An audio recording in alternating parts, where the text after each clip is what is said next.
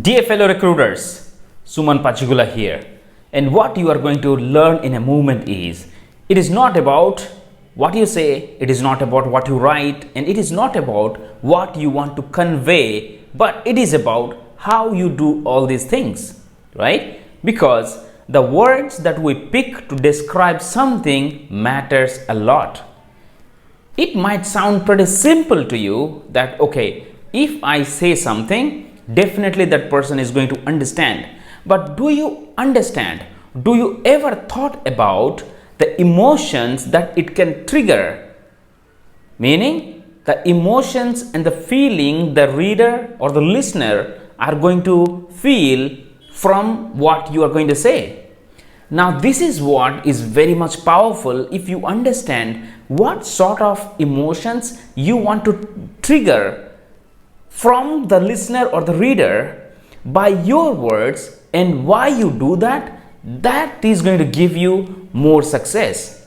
So here, to give you few examples, all right, I'm going to give you 3 examples in this video that you can implement right away. So my my intention here is not just to give everything to you as ready-made, but I want to create an environment that can help you think by your own. So use this as an examples.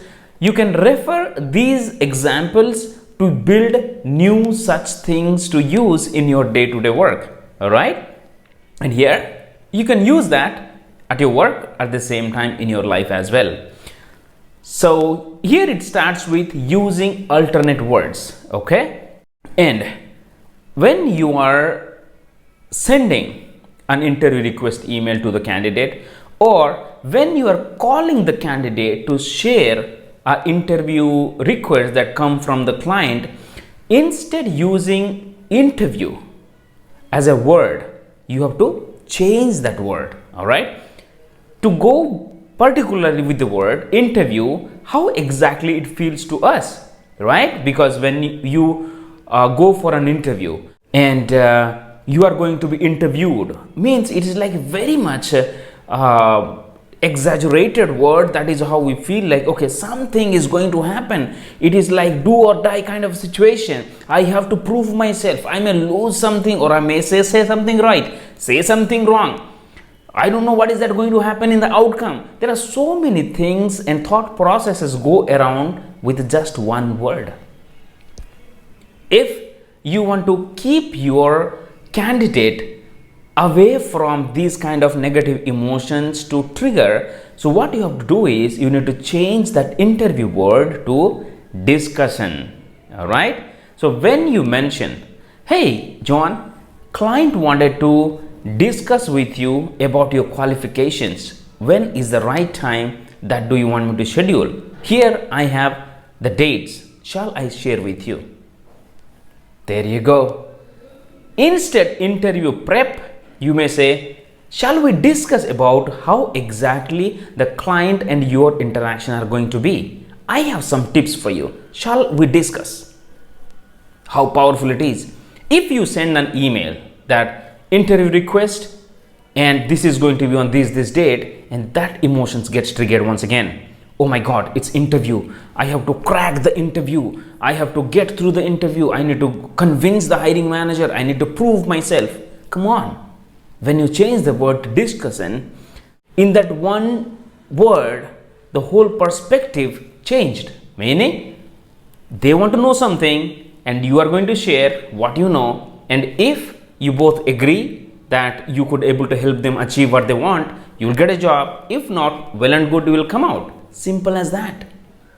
All right. So from now onwards, do not use the word interview. Instead, you use that discussion. All right.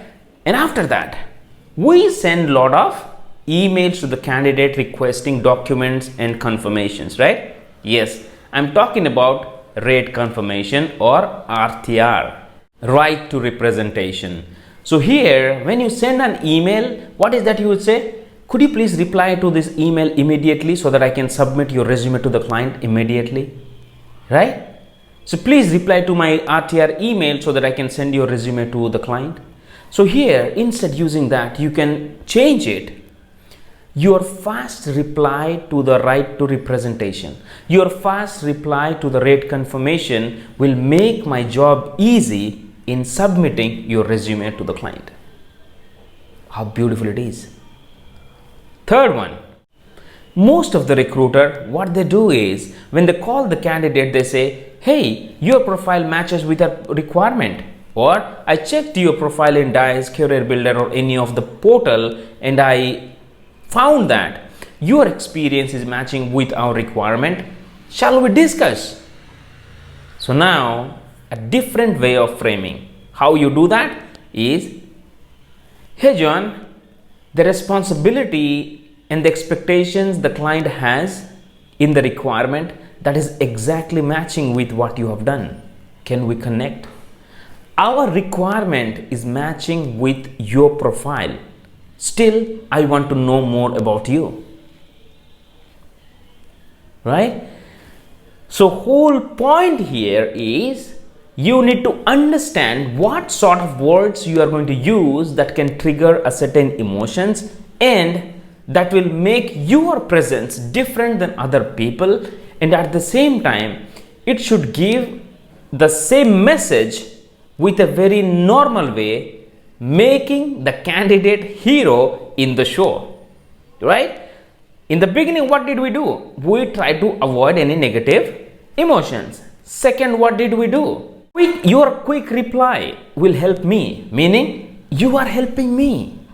So when you say your certain action is going to help someone, as a human being, we are always there to help people, right? So it is just an email. So one email, fast reply can help someone, meaning they'll do that. And at the same time, what we are saying, you help me, help you, right? Indirectly, that is what we are saying. And third thing, what we are saying, that your profile is so wonderful.